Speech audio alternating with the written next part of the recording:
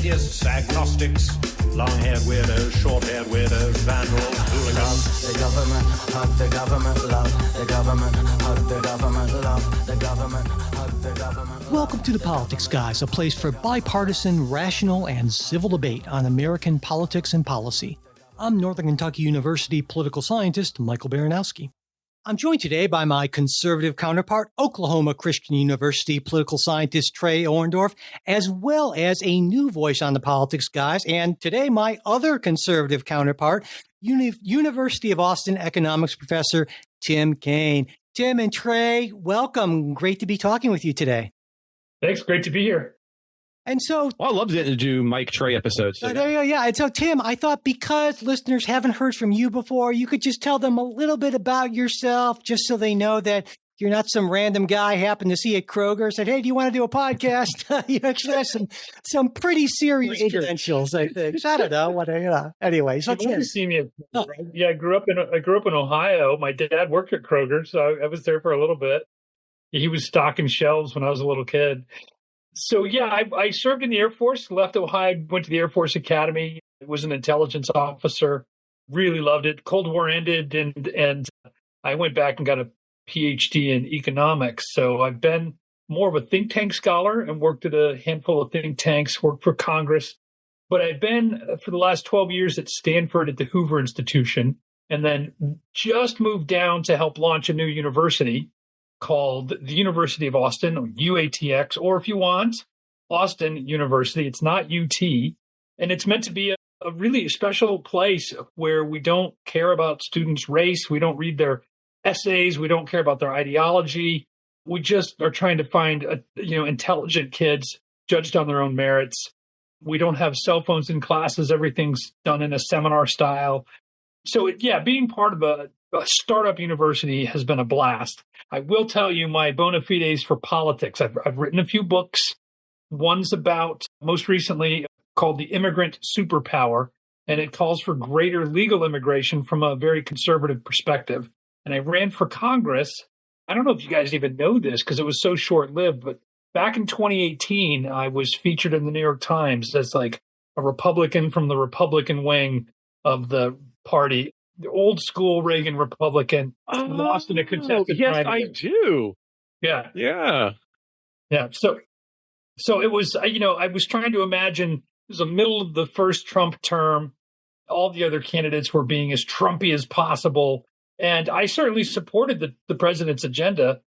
But at the same time, I'm an old school guy. I believe in free trade, and I believe in greater legal immigration, low taxes. I worry about budget deficits. So great experience, but I'm happy to be a wonky scholar instead of a practicing politician. Well, it sounds like you and Trey might have a lot in common and could possibly gang up on me here. I will do my best to hold my own and as best I can. So, but before we do get to the topics we're going to discuss, I do want to say there is one late breaking story that we're not going to discuss because so much has happened so quickly. And we always like to take the time to really consider these things and how they might affect American politics. What I'm talking about is the Israeli attacks on Iran and then Iran's recent counterattacks. And so there's a lot going on. And next week's show, I expect that we may have it as a topic. But for this week, we'll just mention that late breaking story that we just weren't able to get into in the depth of research and kind of analysis for. So, but before I do get to our top story for this week, I want to mention, I guess I'll call it a personal wellness related thing. And that is for a while now, I've been hoping to replace my morning coffee with something better. I get that sort of shaky kind of energy and sort of a big crash around mid-afternoon where I'm just like a useless kind of blob, or some people might say a more useless blob. I don't know. But anyway, so just coincidentally, I kid you not, someone from Magic Mind contacted me to see if I wanted to try their product out and maybe recommend it to folks. And I said, sure, send me free stuff. I'll try it out. But, I can't endorse it unless I really like it. And so if you send it to me and I'm not impressed, well, then I just got some free stuff I don't like. Well, they said fine. And it turned out I actually did like it. I've been taking it now for almost 2 weeks. And I can say that I've noticed a real difference. I mean, So I'm a doctor, but as my wife likes to say, I'm not that kind of doctor. So I can't, authoritatively speak to how it all works. But there is all kinds of sciencey stuff going on. And what I can say is that I am a satisfied user of Magic Mind. They call it a mental performance elixir, and it's got a bunch of good things in it. Lion's mane, matcha, ashwagandha, theanine, B vitamins, a ton of stuff that, at least in my case, gives me a much smoother, cleaner, more focused energy than I was getting from coffee. And consistency is important in order to really appreciate the full effects, they tell me, and that tracks with my personal experience as well. So if this sounds appealing to you, definitely check out Magic Mind. In fact, they're so confident in their product that if you're not happy, you've got 100 days to ask for a full refund. No questions asked, even if you drink the shots. So there you go. And even better than that, you can get 50% off your first Magic Mind subscription by going to magicmind.com/politicsguys50, magicmind.com/politicsguys50. And if you forget the URL, God knows I would, you can just click on it in today's show notes. I'll make sure to include it. We're opening today, guys, with the ongoing civil unrest in Los Angeles, which began about a week ago in protest of immigration and customs enforcement raids in the city. Now, the protest quickly grew, became violent at times, all kinds of vandalism, property damage, not necessarily related to the ostensible purpose of the protest. Estimates of the total property damage, hard to say at this point, appear to be in excess of 100 million. And when you combine property damage and lost business revenue, that could change. President Trump, as everyone knows, quickly responded by federalizing several thousand California National Guard troops to protect federal officials and property, doing this over the objections of LA Mayor Karen Bass and California Governor Gavin Newsom. Then 2 days later, the president authorized the deployment of additional Guard troops, as well as calling in 700 active duty Marines. Governor Newsom condemned the president's actions as a brazen abuse of power. Responding to that, Secretary of Defense Pete Hegseth said, "We have an obligation to defend federal law enforcement officers, even if Gavin Newsom will not." Now, the Pentagon estimates that the cost of deploying the Guard and the Marines will be around $134 million and it's expected to last around 60 days. And in hearings before Congress on Tuesday of this week, Secretary Hegseth was repeatedly pressed by Democrats on the need for calling in active duty troops. He responded, "President Trump believes in law and order, and so he has every authority." Well, California Attorney General Rob Bonta disagrees with that, and so he filed suit against the Trump administration. And late Thursday, Senior U.S. District Judge Charles Breyer issued a temporary restraining order to halt the deployment of federalized California National Guard troops in L.A., as well as directing the administration to return control of the Guard over to California Governor Newsom again. In his ruling, Judge Breyer wrote that the president's actions were illegal, both exceeding the scope of his statutory authority and violating the 10th Amendment. Judge Breyer concluded that none of the conditions required by law for the president to federalize state National Guard troops were present. There's no invasion or imminent danger of invasion by a foreign nation, no rebellion or danger of rebellion against the authority of the U.S. government, and no demonstration that the president can't execute the laws with regular forces. In addition, he found a procedural violation in that the federalization orders have to be issued through the governor of the states, which the Trump administration didn't do. And as such, the administration's actions violated California state sovereignty under the 10th Amendment.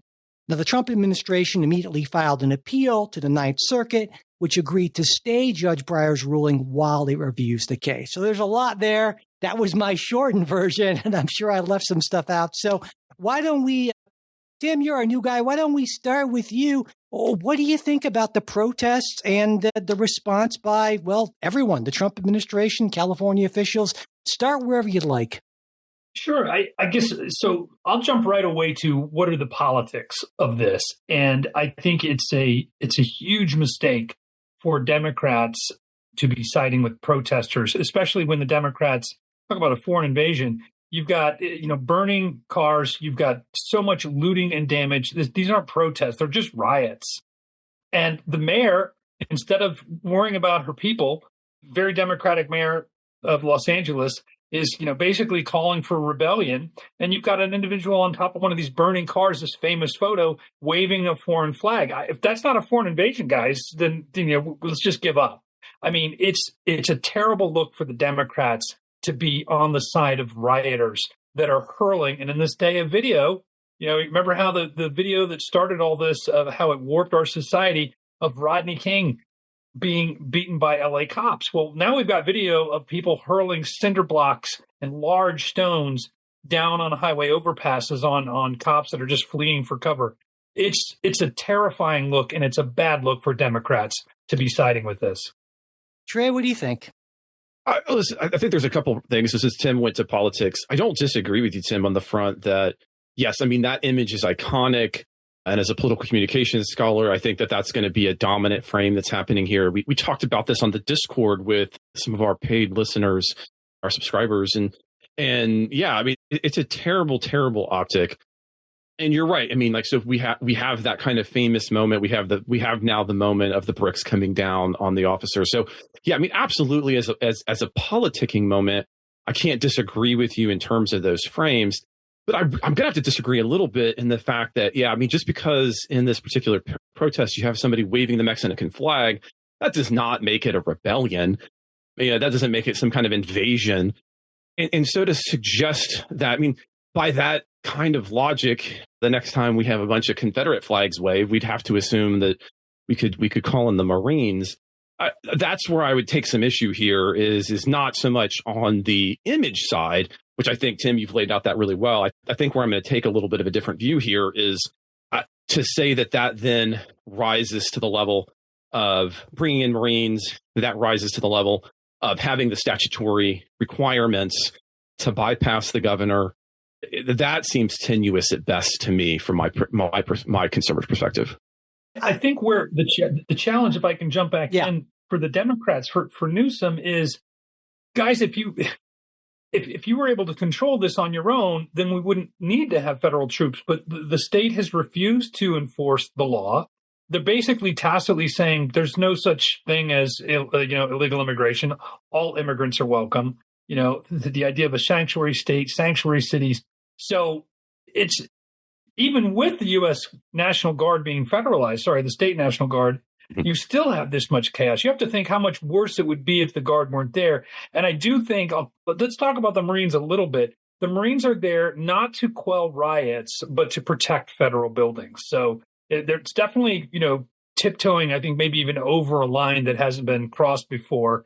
And it's important, but it hasn't gone as far as it's being mischaracterized. And I think there's still a lot of questions that moderates have of what are Bass and Newsom doing to stop the rioting? It doesn't seem like it's enough.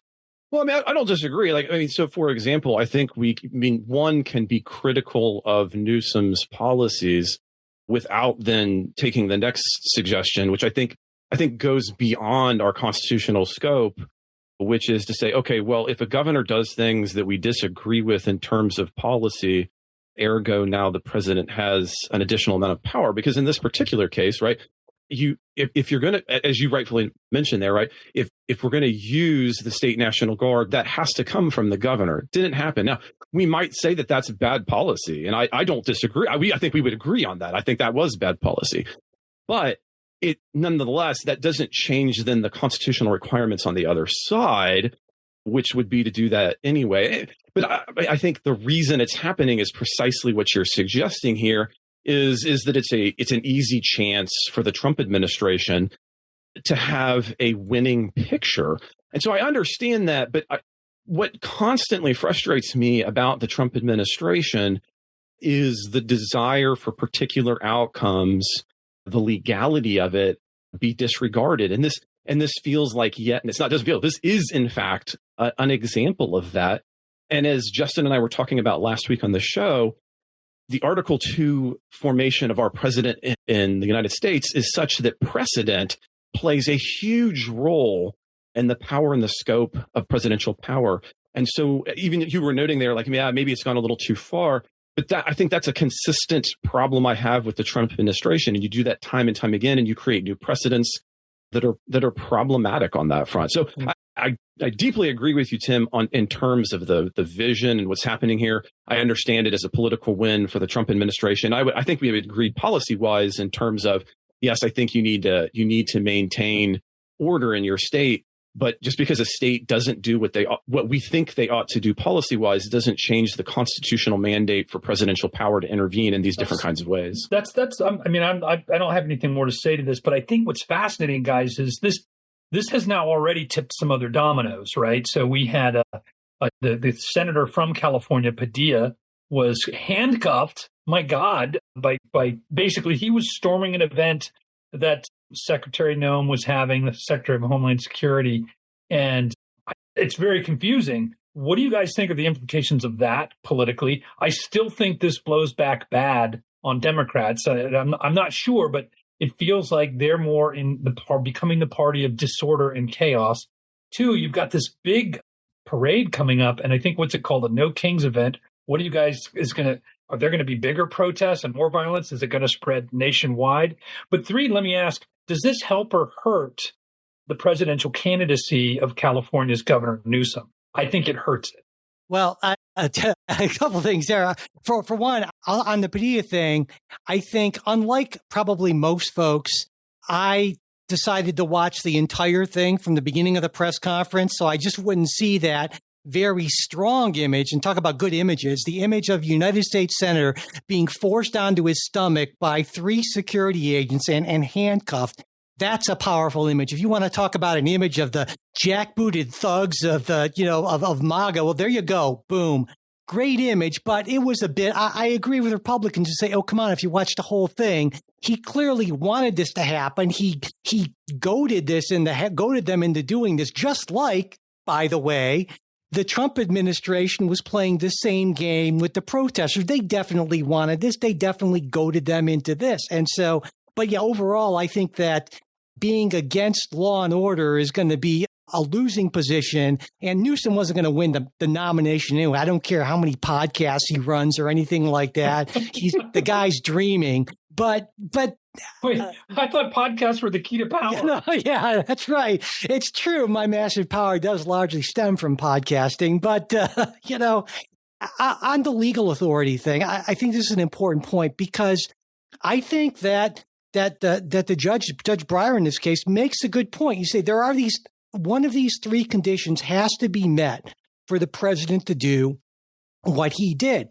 And Judge Breyer makes a reasonable case to say that, well, in my view, none of these conditions have been met. But I also think that if you use just sort of a standard rational basis standard of review, you can say, well, does the president have some sort of basic, a simple, straightforward reason to believe that at least one of these things, 3 conditions exist? Well, yeah, you can make that case as well, which is why I think in the end that at least on the substance of it, the Ninth Circuit might actually affirm what Judge Breyer did, but the Supreme Court certainly wouldn't. And I actually think in this sense, they're probably, I hate to say this because I certainly like the policy, they're probably right to do that because it's traditional for hundreds of years now for presidents to get an awful lot of deference when it comes to matters of when it is appropriate to call out the militia. And that's not to say the president can't be second guessed at all. If he just called it out in Cincinnati because he didn't like the fact that the Reds won a doubleheader or something like that, well, okay. But this is a lot closer than that sort of thing. Is it a rebellion? I don't think it is, but it's not crazy by any definition of the word to think that it might be. So the only way in which the Trump administration, I think, was clearly flat out wrong, just violating the statute, is it clearly says orders for these purposes shall be issued through the governors of the states. That was not done. So, of course, now that could just be redone and issued through the state. But that to me was the only thing that is clearly, unquestionably not right with what the Trump administration did, which is not to say I agree with it in that case. So I had a lot in there. I kind of went off on a little filibuster. Anyone want to comment on that? I mean, I think the larger thing we can also learn from this, because we're talking about it, thinking about it in politics side, kind of these frames and from the media politics standpoint, I do think this moment so close to the Jan 6 moment and then the narrative around the 10th Amendment. Mike, you and I, we've talked about this a couple of times, once with Jay, as a matter of fact. We live in an era where of course, parties have always been big tent parties in the United States, but the idea that we win in the moment, I think, has completely won out, right? So Republicans are law and order in this particular instance as a policy, but of course, it had nothing to do with Jan 6, and on Jan 6, right, we shouldn't have any. There should be no leniency, obviously. It was an insurrection from the point of view of Democrats. And then here it's the exact flip of that, right? Oh, how dare we have, hundreds of thousands of dollars, millions of dollars of damage. Of course, we've got to send in the Marines. Of course, Donald Trump could have done on Jan 6, and he did, and he opted to not do that. And likewise, when you take a look, I like that you come back to the court case. I was taking a look. I mean, almost never. This is something that Ken and I have talked as we've gone through the Constitution. I mean, there are almost zero 10th Amendment cases.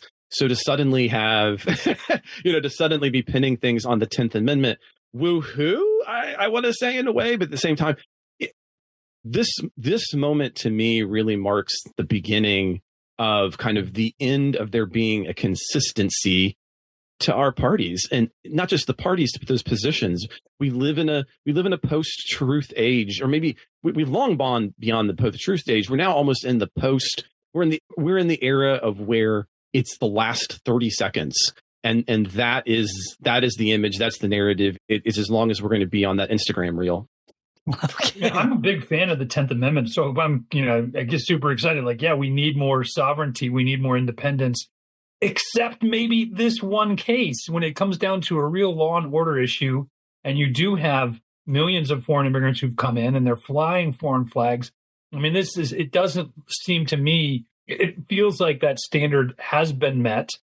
But I think there's a bigger issue of law and order. And you mentioned January 6th, which is clearly a very pro-Trump crowd on that one day. But we also saw the Occupy movements that got out of hand. Remember that, I think it was called the Chaz Zone for 1 month. There was this lawless zone in the middle of Seattle. That was in June 2020. We had union members storm and take over, I think it was the Wisconsin State House.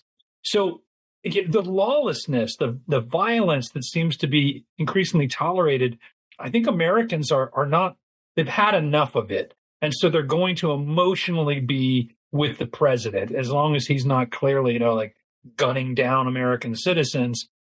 They want law and order. They want their stores protected and their streets protected. And you go to Seattle, it does look like chaos. It does look like California government has given up on just providing basic order for the people. I agree with a certain amount of that. But then I think, well, what would I'll call it a normal president have done in similar situations? Because I think you can make a strong case that, yes, things were out of hand. You had the LA police chief saying we were overwhelmed. So I think, though, that a president who wasn't just itching for a fight, for a show of force to embarrass a potential political opponent, well, a political opponent, not potential, would have picked up the phone, would have called Governor Newsom and said, listen, either you get control of this thing, you call out the guard, or I will federalize them and call them out. He didn't do that. And of course, that would be so not in the Trump playbook. And I think this really represents a broader thing about Donald Trump on immigration, but also on a lot of other issues, I would argue as well, but maybe particularly on immigration, is a lot of people like his end goals. They believe in his vision in a sense, but they're not as crazy about how he carries these things out, because he can't help but seems like I'm doing these things that people like, but I'm going to do them in a way to just screw over my opponents as much as I possibly can. And so even if you argue that Donald Trump did the right thing, and I don't agree with that, but I understand and can accept that as a rational argument, I think he did it in the wrong way. Well, I think I don't yet. I think it's potentially could get worse, but I'm also in the context of the chaos we've seen on college campuses. People wearing keffiyehs, if I'm saying that right, these Palestinian Hamas masks and head coverings and it looks a lot to me like the modern KKK. I mean, who's going around with masks trying to commit terrorism? It's the progressive far left. and you've got a president who's trying to stand up across the board at universities, on city streets. Let's just have order. I think he's just going to win on this, and I don't think he's going to be judged harshly. I think you're right on that part. I think overall that this is going to redound to Trump's benefit. I'd be surprised if it didn't. For that reason, I mean, I think John Fetterman, who's the Democrats love to hate probably more than almost anyone except Trump, that X post this week, he said, "I unapologetically stand for free speech, peaceful demonstrations, and immigration, but this is not that. This is anarchy and true chaos. My party loses the moral high ground when we refuse to condemn setting cars on fire, destroying buildings, and assaulting law enforcement." And I think, Senator Fetterman's exactly right. But we're so polarized at this point where when I posted that in our Discord, immediately I got, John Fetterman's this lunatic and this sort of thing. And you saw that in New York. And yeah, but bad people or whatever, ill people can still be right about certain things. And I think whether it's Donald Trump or before, when Joe Biden was president, Joe Biden, if we insist on just starting from the position that anything that evil, ignorant, stupid sitting president does is by definition wrong, and we'll backfill the reasons for its wrongness later, well, of course we're going to get to this point. And this is a case where I think Donald Trump is, in the end, I certainly wouldn't have done that in his position, but I don't think it's this hellacious, start of the police state starts here sort of thing. Right. I just don't feel that. I don't know. Well, I mean, I think that's fair, Mike. I think the larger, again, I'll talk into this as a presidency scholar, right? I think the larger, more nuanced view is that how many more kinds of edge case precedents will we end up with as a totality, especially when it appears to be a bipartisan move for presidents to continue to push on those boundaries. And so, again, weirdly, I might come to the left of both of you a little bit in terms of its legality. I say left, though, but in all honesty, that feels like a traditional, more letter of the law conservative positions comparatively to what you guys are suggesting here. I don't disagree with the outcome that, again, this is bad. I think we agree on that policy side, but no, think of it as a comparativist. If we saw a president in Latin America call in the equivalent of the Marines for domestic issue, we would immediately be putting our social science feelers up and going, hey, what's going on here? And so I agree with you, Mike. We got to be very careful. That is very different than what Fetterman is talking about, which is this kind of this reflexive, well, of course it's evil and bad, and of course this isn't a problem, right? He makes a phenomenal point. But I still, as an institutionalist, want to say, but let's be thoughtful about this in a broader context. I don't know if you guys saw this, but on Thursday, President Trump posted on Truth Social something I thought was pretty interesting.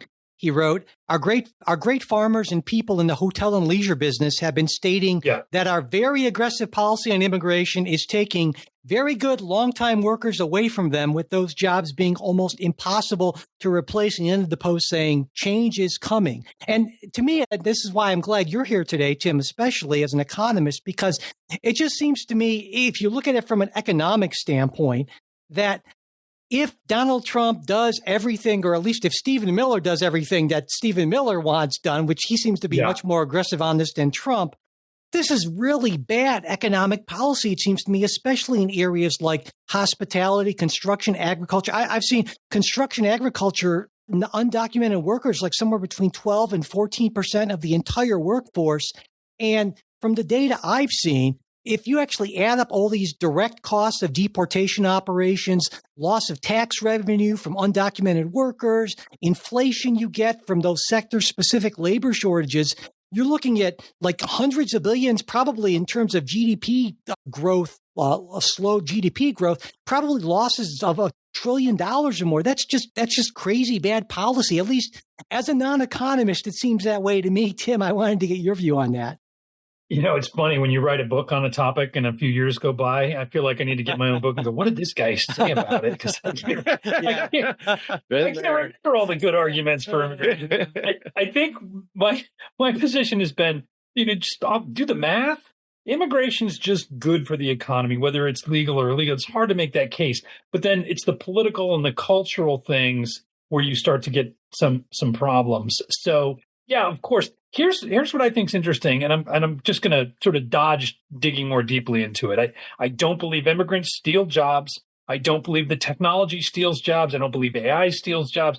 These sort of boogeymen of threats to our economy have been around literally for centuries. Go back to the Luddites. And yet our unemployment rate in the most innovative immigration-friendly country in the world stays really low. So that's not a good argument. What I admire, guys, let's talk about the presidency and the politics, is within a week, we've seen nuance, flexibility, and a shift from President Trump, right? And from Fetterman. I think it really helped Democrats and to show that same kind of flexibility, like, whoa, this has gone too far.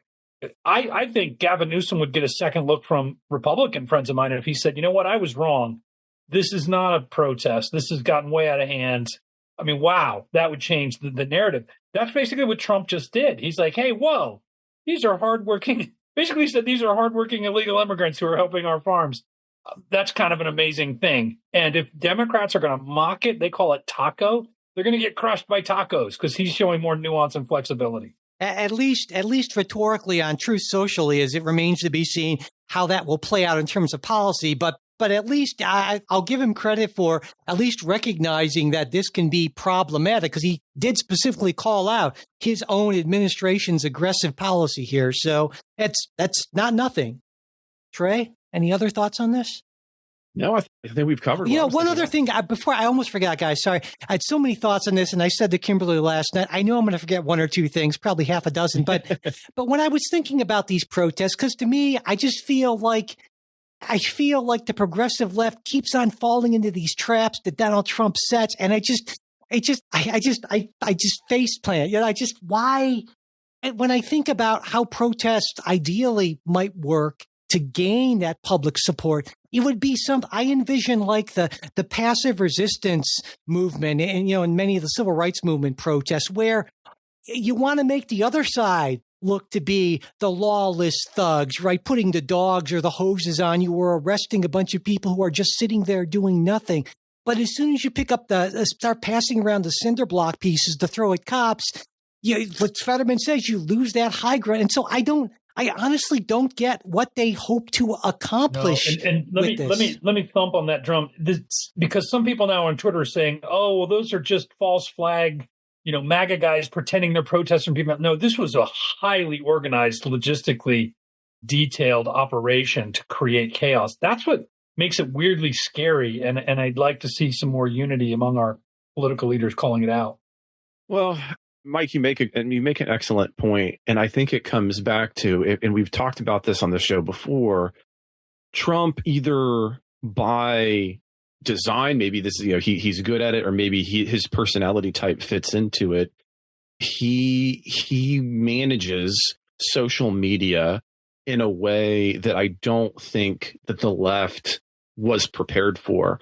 And if you kind of go back historically, the left kind of viewed kind of that Netroots Rising book era, the net was going to be the populist, not populist, it was going to be a leftist forefront for democratizing the news, and we were going to see everything, and citizen journalists, and that simply did not occur. And instead, what we've seen happen is it has been dominated by populist voices like Trump, who are willing to have those shifts.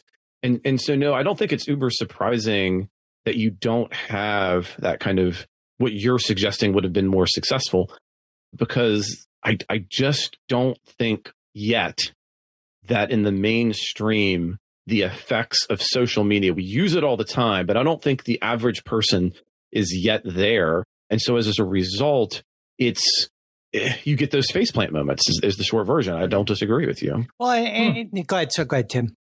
Well, I think I'm going to disagree with you guys, and I don't want to belabor this, but I don't think that this is a story of Donald Trump, manipulating the left into scoring an own goal. I think you see a very organized and wrong, scary, terroristic Antifa movement. they didn't just quote unquote fall for the trap and accidentally get too violent. So I don't credit Trump with, tricking them on social media. I think Trump's on the right side of Americans want law and order. It is silly that the political leaders are picking, the Democrat. I'll come back to Newsom and Karen Bass and Padilla. I think they're missing their moment here. It's time to call out the rioters. And none of that goes to Trump's credit or scheming. It occurs to me we were going to hold off a little bit later, but given what we're talking about, it maybe makes sense to move right into talking about, Tim, you mentioned the No Kings counter protest and that military parade. So I think that's kind of a fitting segue. So why don't we do that? Because, everyone loves a parade. Well, almost everyone loves a parade, I guess. I don't know. So, but everyone knows there's going to be this huge one. Well, we're recording this Friday afternoon, tomorrow, to commemorate the United States Army's 250th birthday. Now, of course, every right-thinking American knows that the important 250th birthday this year is the Marine Corps' 250th birthday on 10 November. But whatever, this minor, semi-important thing, I suppose, whatever. Anyway, but it's the Army's 250th birthday. It's Flag Day. It's Donald Trump's 79th birthday. So basically, like a MAGA super patriot trifecta day. I mean, could it be a better day for that sort of thing? And we don't know what's going to happen, but it occurs to me, and Tim, in your comments on the No Kings sort of thing, I'm trying to wrap my head around that. And Donald Trump, when he was asked about this, he said, I love this quote, "I don't feel like a king. I have to go through hell to get stuff approved." And then the court's always just, with those Democrat judges. But again, I'm trying to understand what the point is, what the goal is. And if the goal is anything more than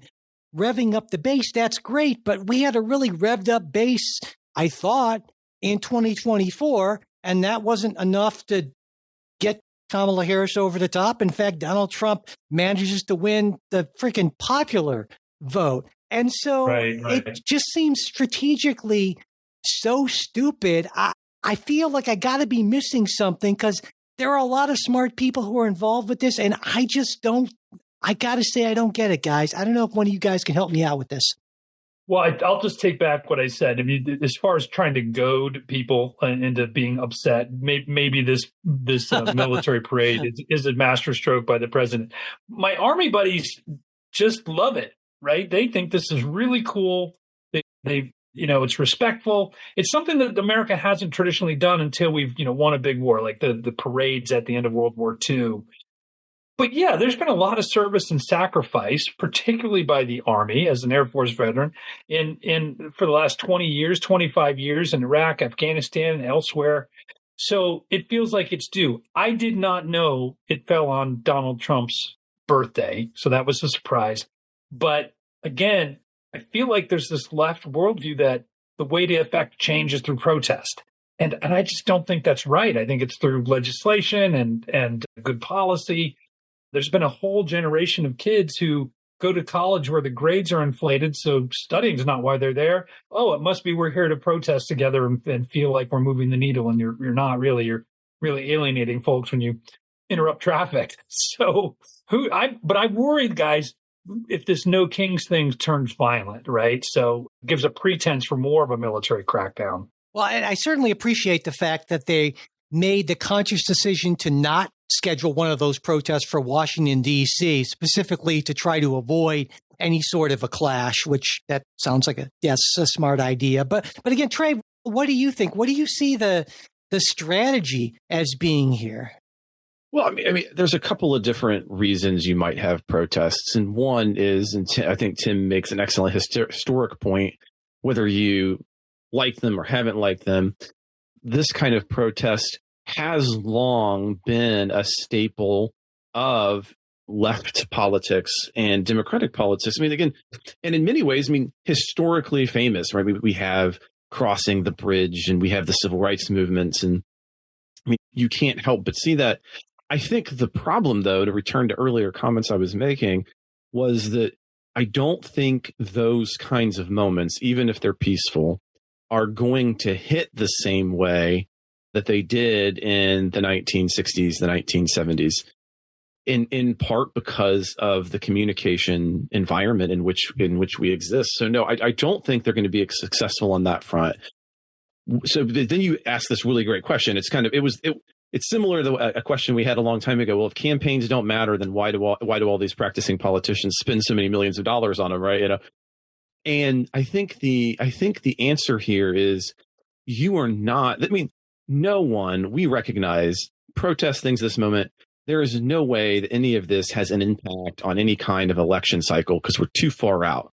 Mm-hmm. I think the real reason we might be seeing some of this is, and I get what you're saying, Tim. I mean, around here, I live in Oklahoma, so it's not as if we're having a lot of protests in Oklahoma, student protests or otherwise.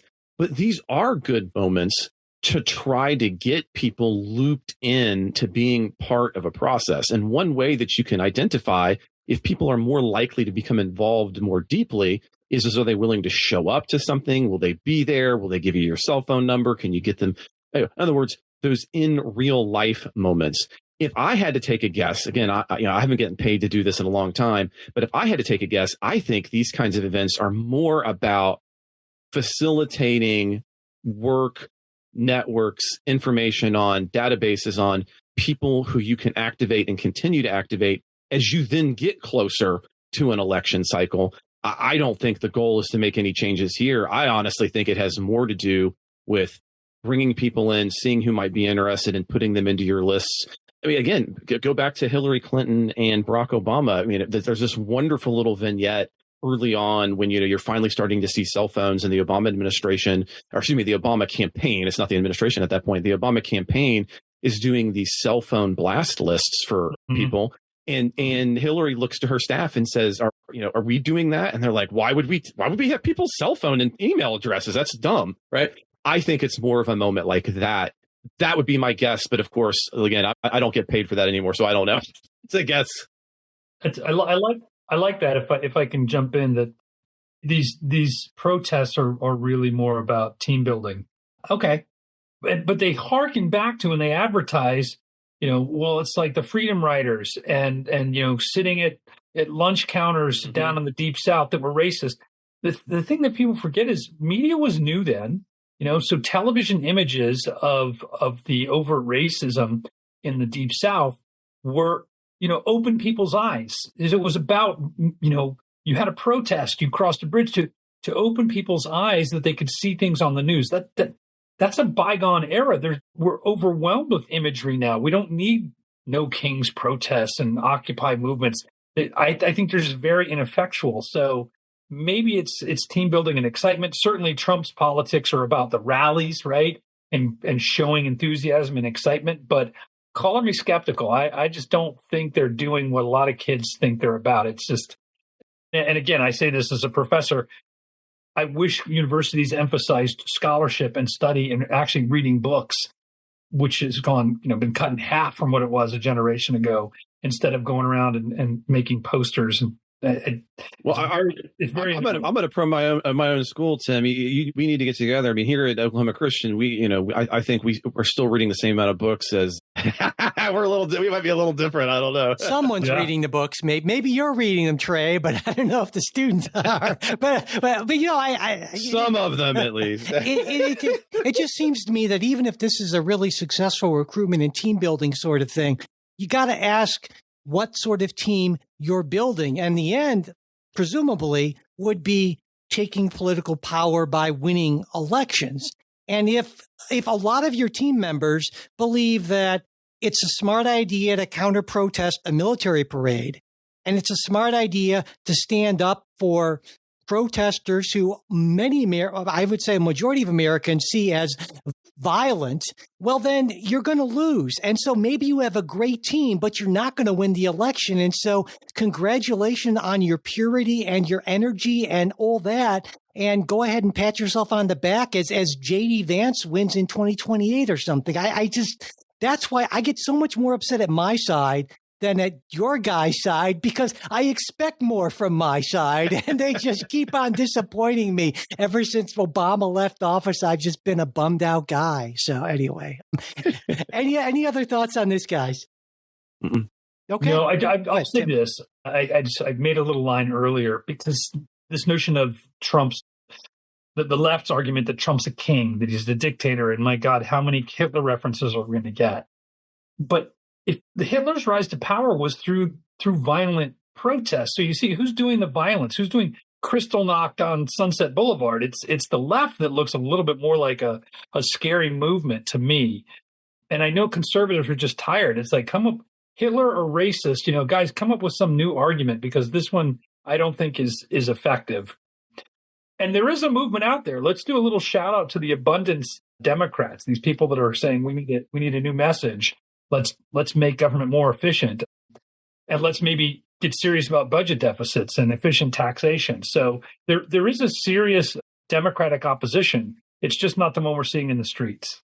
All right. Well, Trey, do you want to lead us into our next segment on something very different? Oh, yeah. Well, I mean, this week we had all the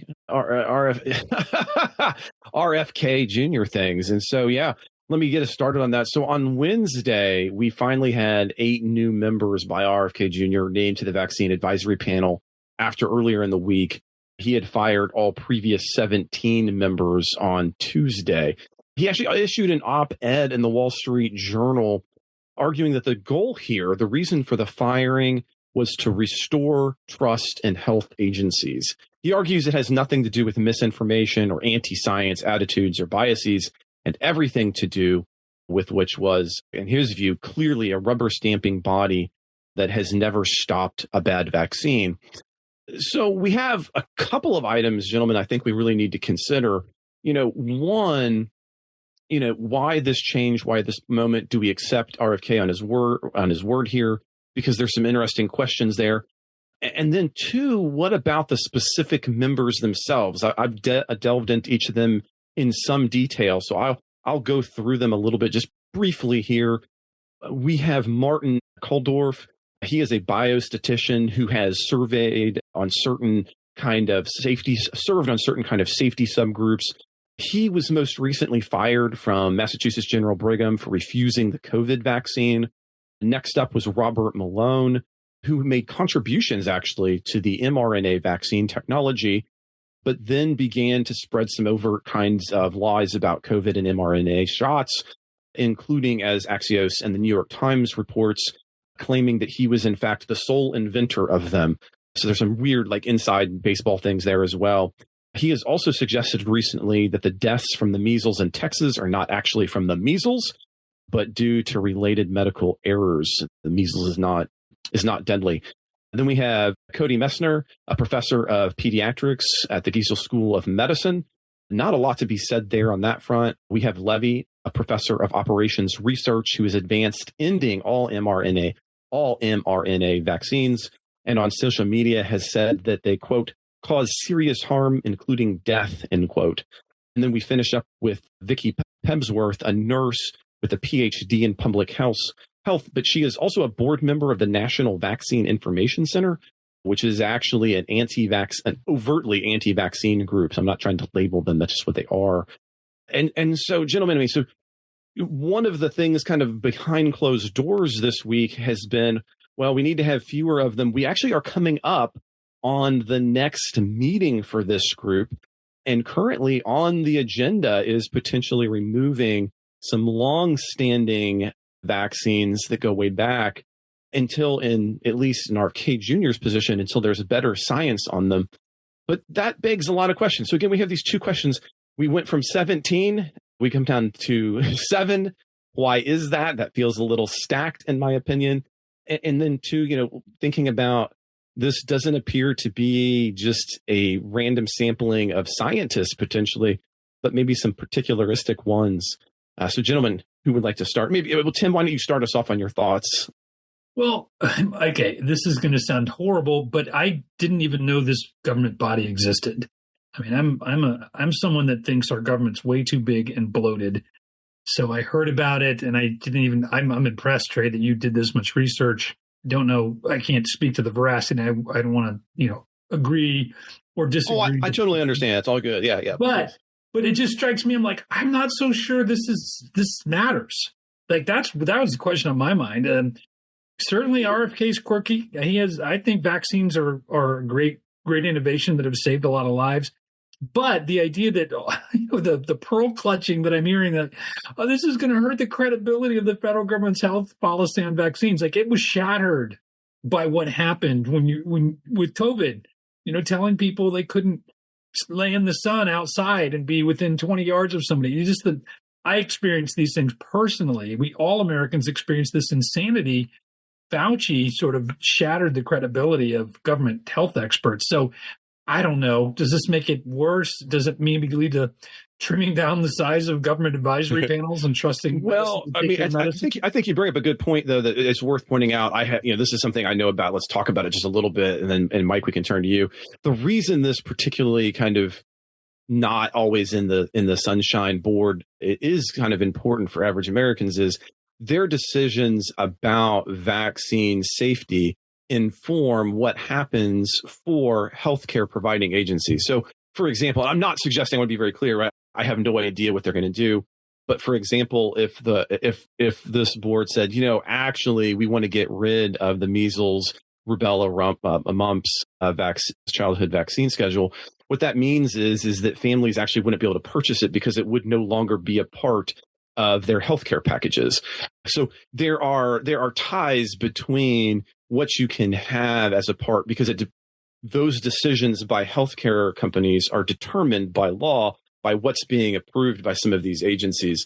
And so that's why this particular one, and there's a lot of inside baseball, that is what makes this such an important group and can have some policy. Mike, you were trying to get in there, but I just thought that was kind of an important context for us. Yeah. No, I started with RFK's explanation. I've said, okay, I'll take him at his word. And what are the claims he is making for why he is firing this entire board, which is a very unusual, I believe, unprecedented sort of thing. Well, okay, those claims and the thing, essentially he said, you can't trust these people. They're industry shills. He said, they're not necessarily corrupt, but come on.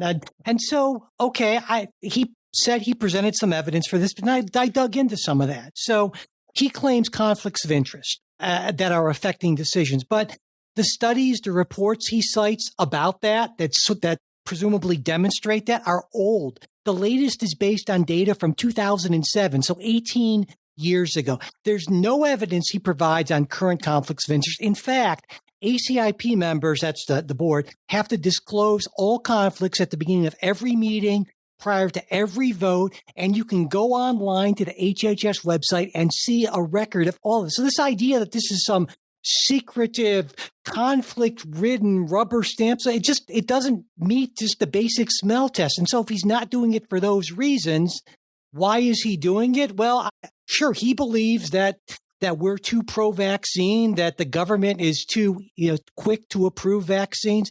Okay, fine. And honestly, when I looked at the 8 members that he appointed, which 8 is because that's the number you need for a quorum for these meetings, and the next one's coming up on the 25th to the 27th. And yeah, usually it takes quite a while, many months up to even longer, to appoint these people because you vet them for these sort of conflicts. But apparently you can do this in a couple of days if, I guess, people. I don't know.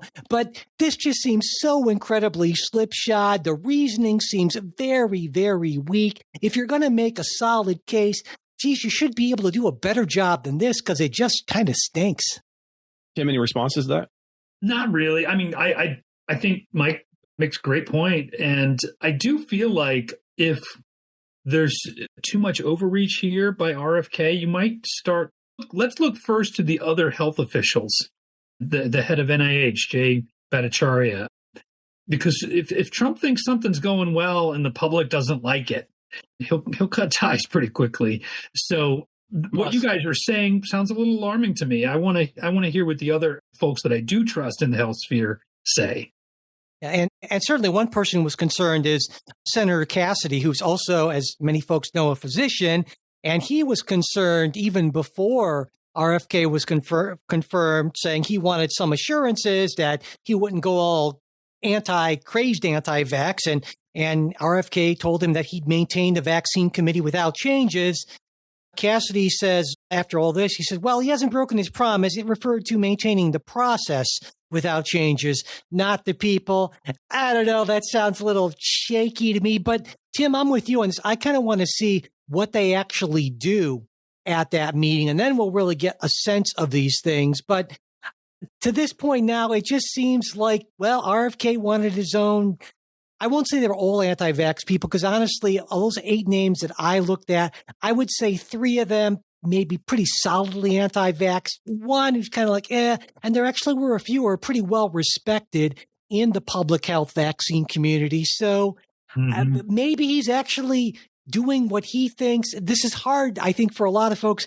Can we hold the idea in our head that someone we don't like, who has views we don't believe, is actually making a good faith effort to be fair, even if it's wrong-headed? That's tough. It's tough for me. It's got to be tough for everyone, but maybe he's doing that. I'm going to do the crazy thing, give him a tiny bit of benefit of the doubt until after that meeting and we hear what recommendations this panel's come up with.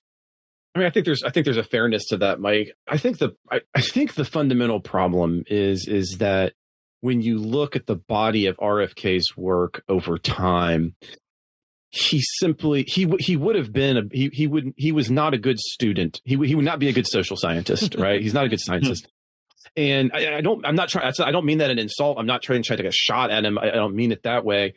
But he has come at health issues from a very generalized, in the sense of what he thinks of as science being the case. And so I think one of the frustrations that we would all kind of have, since we all exist, I mean, again, obviously, as you mentioned at the beginning of the show, Mike, we're not MDs, but, economists, political scientists, we use, science on the daily. That is our tools of the trade.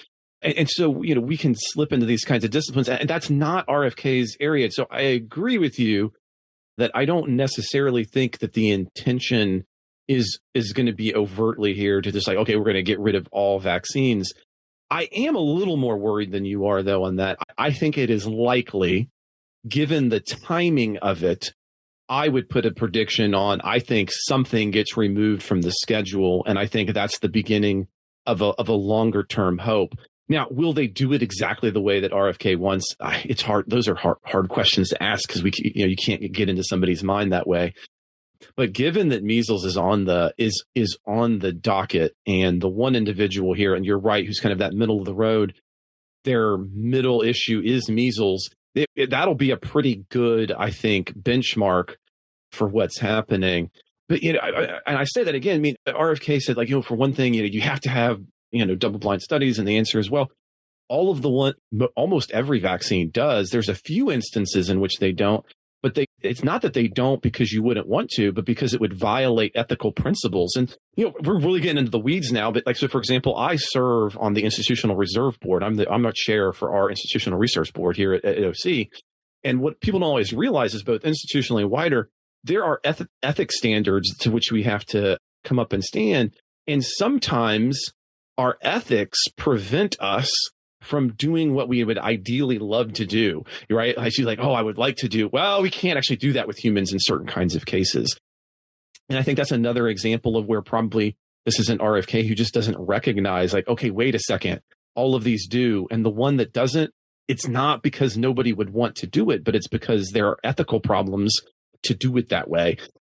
And, and again, that's why you have these kinds of boards. That's why every university in the country has people like myself and others who review studies and go, wait a second, hold on, here's the standards, you've done it or not done it. To give one, these are things that are private, but one little one that I can mention had to do with, like, it seems low key, but like caffeine doses. And there was a proposal where we're going to have, we want to see what's happening with caffeine as it relates to performance, but there was no screening mechanism for prior ingestion of caffeine. And gentlemen, as you both know, students ingest enough caffeine that sometimes they can almost destroy themselves just in their own ingestion. Now imagine we're going to give them a dose at the end of the day, for your experiment, right? And this is why we have these kinds of, wait a second, pause.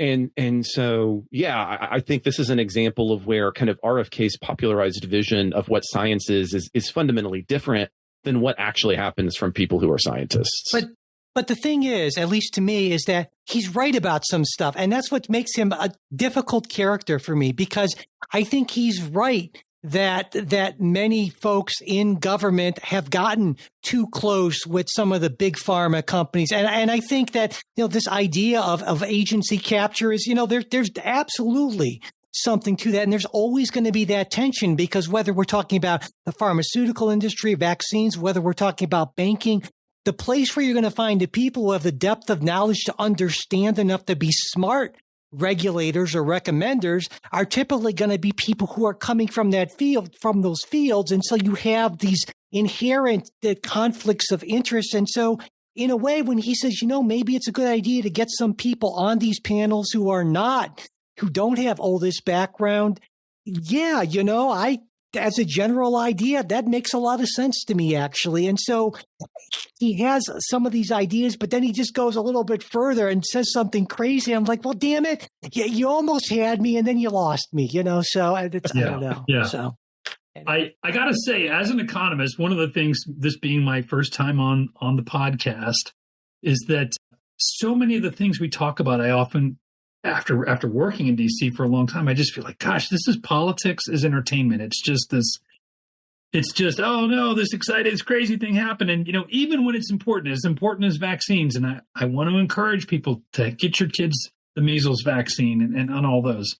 But there's one big issue that, there's a meteor coming for Earth. And we're going to talk about what's on the movies this Friday. Yeah. The meteor is the national debt. Then I can't believe that we don't just talk about that for 59 of the 60 minutes all the times. 36, almost $37 trillion, bigger than GDP. We're adding $2 trillion a year.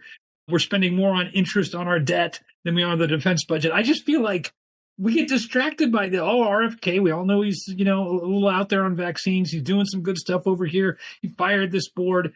I don't know. I still come back to, does it really matter as much as that meteor that's out there? Well, Tim, if you just understood modern monetary policy, you could just relax. And so clearly you're the problem here. That's all I got to say. It's just, I don't wave your economics PhD at me. I read an article on MMP. I know what I'm talking about here. So I did my research.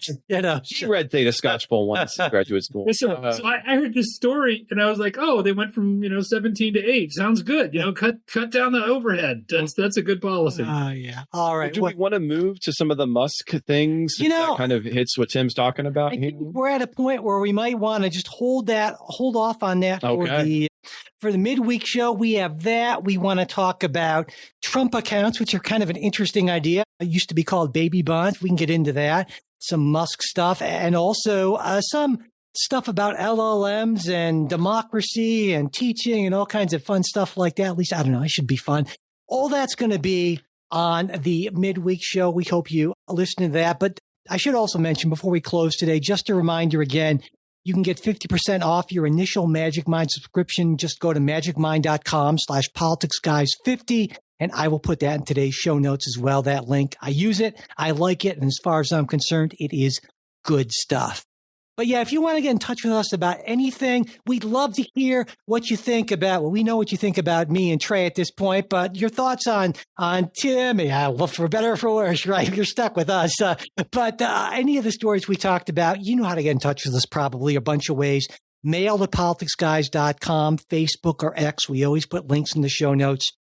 There's also our Discord discussion forum for supporters. I'm on that all the time. Trey's on that. I took kind of a little bit of a beating yesterday, and every once in a while they'll gang up on me, and I just anyway. It's a whole thing, but we'd love to hear from you. Is the point? And if you decide to become a supporter, you get access to that Discord as well as ad-free versions of everything we release. The full-length midweek episode is opposed to just a 10, 15-minute snippet that we put up there.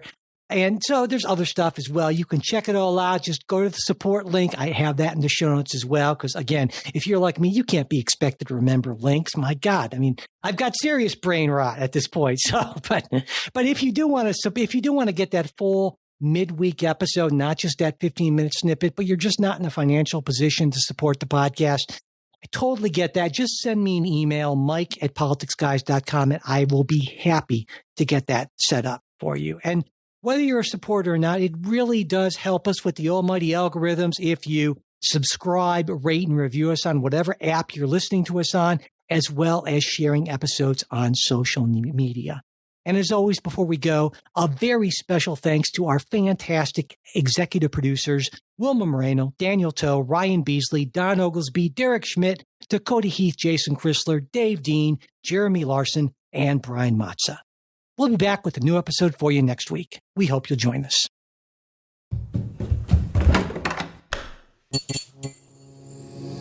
This podcast is part of the Democracy Group.